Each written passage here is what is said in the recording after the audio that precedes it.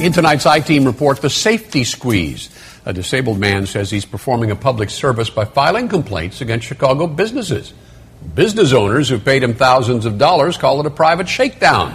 ABC7 investigative reporter Chuck Gowdy's been looking into it. Chuck? Ron Cathy, the South Michigan Avenue resident, has filed more than 100 cases of civil rights violations against Chicago businesses the past 6 years, claiming they are not accessible to him. Whether the safety squeeze is a public service or a private shakedown, the city of Chicago is an accomplice. Anthony Cotton is a professional complainer. From his wheelchair, the result of a gunshot wound, Mr. Cotton usually files multiple cases on a single day, settling for hundreds up to $1,000. I'm very sensitive to the disabled person. My dad was in a wheelchair for 6 years. Pam Farley owns the Old Town Pizza Pub, across the street from Jim Walder's Old Town Aquarium Fish Store. Both proprietors say they were stunned when Cotton filed civil rights complaints against them, saying he couldn't enter their businesses because of stairs. We have a ramp entrance.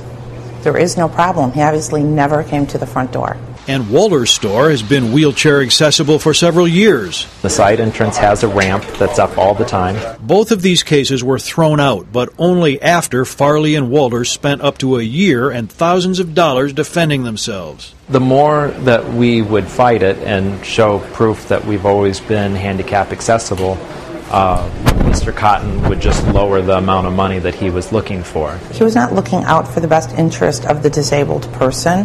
He was out to make money and shake people down. Retired Chicago police official Dana Starks is the mayor's commissioner on human relations. Yeah, I believe that's unusual for an individual to file a high number of complaints, but that doesn't mean that any one of those complaints is valid or invalid. Cotton filed a complaint against this Lincoln Park business claiming it was inaccessible. Homemade Pizza says it was happy to buy a portable ramp, but fought the complaint because all building plans had been reviewed and approved by the Commission on Chicago Landmarks, the Department of Construction and Permits, the Department on Fire Regulations, and even the Mayor's Office for Persons with Disabilities. Due to the growing cost of defending itself, the company offered Cotton free delivered pizzas as a settlement, but said Cotton only wanted cash, a demand we heard from numerous business owners. He wanted the cash. He wanted $1,500.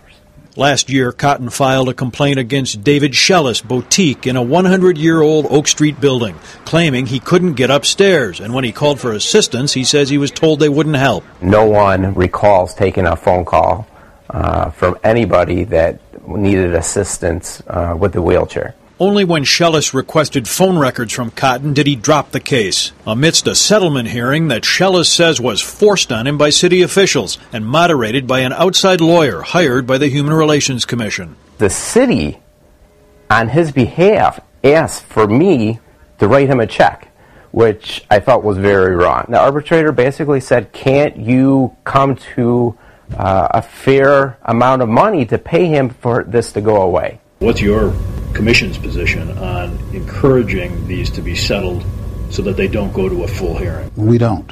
But the Commission's own regulations make it clear. It is the policy of the Commission to encourage the voluntary settlement of complaints. Despite that, Commissioner Starks told me, we do not recommend it. We do not pursue it.